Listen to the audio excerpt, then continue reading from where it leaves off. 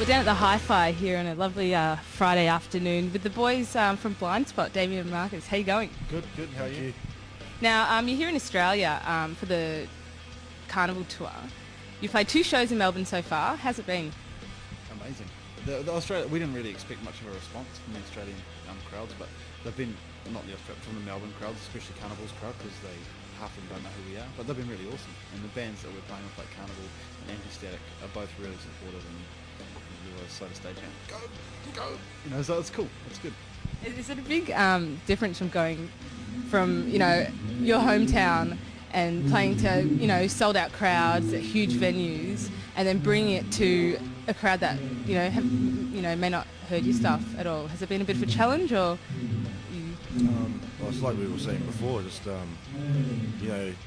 you've got to do the groundwork here, and just seeing the, like we sold 10 CDs at the gig from just standing out there and saying, come buy it. And just remember all the groundwork that we did to get that sort of status in New Zealand. That's cool. It's refreshing. It's nice because when you get to a certain point in it, like say in New Zealand, it's sort of you get a little bit not complacent, but you start. It gets a little bit like routine, and it's nice to break the routine and come to like Australia and go to places like Japan, and sort of mix it up a bit and sort of do some real work. Now the new album is In the Silence, and there's a bit of an interesting story to it where you headed overseas and worked with 2 Swedish guys that surnames I cannot pronounce, but they sort of whipped you guys into shape, didn't they? What do you want to share about? Not more me and Shelton, Marcus and Dave and Brandon. Oh, Brandon got a little bit nailed, but yeah, we all got pretty nailed. They punished us a lot, and they knocked us down, like right back down to just nothing, and sort of told us to redo everything and completely reassess how we write songs and how we create music. That was really good. To get to the point where they got us, they pushed us so much further than that, and just really attacked us harshly, like fairies, and you guys suck. Big put downs, they used to put us down and like make us feel really, really bad, and then what they do is they do all this really crazy stuff, like all these crazy organs and things in the songs, and we'd be like, man, we can't have that crap in our songs. But all they were doing was trying to, because when you push something really far, people freak out and go, oh shit, we can't do that. But then what you do is, then they go, oh actually we'll come back to this point. But it's probably further than you would have ever gone anyway, so it worked, It worked. Obviously, between the 2 albums, your last one and the new one, In the Silence, you lost your bass player Gareth and DJ Carl. Was the future of Blindspott ever in doubt in that period? Oh, nah. Not really. We like they pursued their own little avenues. Like Carl went for his hip hop, and Gareth went down more the punk sort of avenue. And the remainder of the band were still wanting to do a more rock metal based sound, and Dave was our roker anyway, so he just hopped on board and knew what it was all about. We always wanted a guitarist as well, second guitarist, so Because you did do a lot of double tracking on the first album. Was that hard to do live? Everything was double tracked pretty much on the first album, and that was also to do with the fact that the producer we were using wasn't like as confident in getting good tones, so he would like. So that's sort of a safety thing when you double track everything. So there's not much double tracking at all I don't think there's any on this record. There's obviously harmonies with vocals and bits and pieces, but they've tried to. Everything has its place. Like all the guitars and everything. They don't sit on top of each other. They sit in between each other and around each other, and the vocals fit in, and the drums and the bass fit in. And then if there's space in the song and the song feels like it needs a bit more, we'll do some.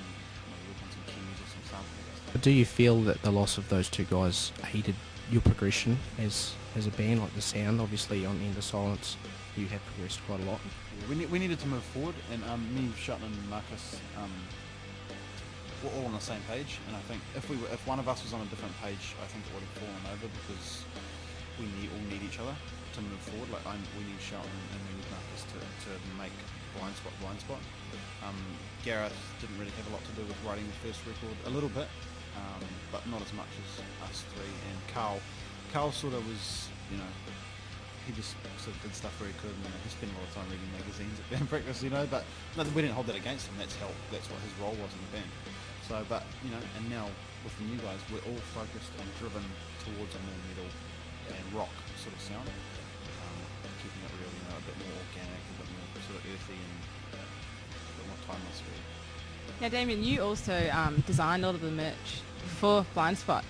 How important do you think it is for bands to put, you know, their flavour on everything? Like, you know, the way that people see Blindspott, they look at the logo or they look at the T-shirt and they'll say, you know, this is you're proud of the product that you're producing. Yeah. Like I didn't do the album artwork. A guy called a company called He Creative did, but I did the logo. Like that was the only thing that I wanted to do. I said, look, you guys do everything else, but I really want to do the logo. Because I think part of what has made Blindspott from the very beginning was the fact that anything we've done within the band has actually been done by one of us, like artwork and stuff, like it's been done by me. And it's a nice feeling for me to know that when our fans purchase our CD or our T-shirt, they're not just buying something that we've got someone else to do and gone, oh yeah, that's cool, and approved it, and it's been printed, and they're actually buying something that we've actually created. You know what I mean? If that makes sense. Taking a bit of Blindspott home with them. Well, and effectively they are, because, you know, and even with the album, like, I was like, no, I have to do the logo, and I wrote all the lyrics and did all the scribbles and stuff that are in all the little sketches and bits and pieces, because that's what I wanted to contribute, and I wanted our fans to have something special, you know what I mean? So. Now back to the album. Is it Nil by Mouth? Gosh, I can't do it. That was actually a self-funded release, pretty much. Like you just had a couple $100, put it together. Yeah. And now you're working at End of Silence, where you've gone overseas. You've also enlisted, you know, Ed Rose and, you know, a lot of a lot of Swedes as well. How do you think, you know, working with no money to a big scale sort of production has affected, you know, Blindspot's sound and? Well, with this album, we wanted. Well, like we listened to Poison the Well and The Refused, etc. And that's who the Swedish guys have done.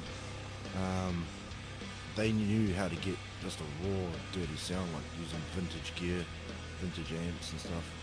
And maybe that's what has changed the sound so much.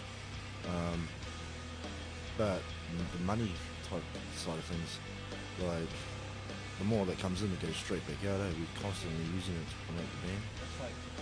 What's happened is we've sort of, the money that's come in has been sort of equivalent to our success, that we need to spend that money on improving the product and making the product the best we possibly can, like whether that's buying new gear or you know, like spending more money on producers and stuff, because we've done that level, now we've got to move on to that level, and then we've got to move on to that level. And I think if we try to do it on the cheap and go, oh no, we'll just do another one of those albums and keep the same price and stuff and spend the same amount of money,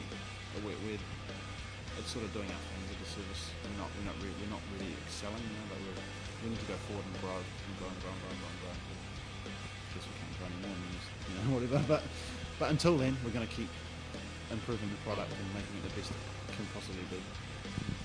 Now, Marcus, on the last album, you pretty much sort of swapped back and forth between 6 and 7 string guitars. I think, is it predominantly 7 string on this album? Bit of drop A?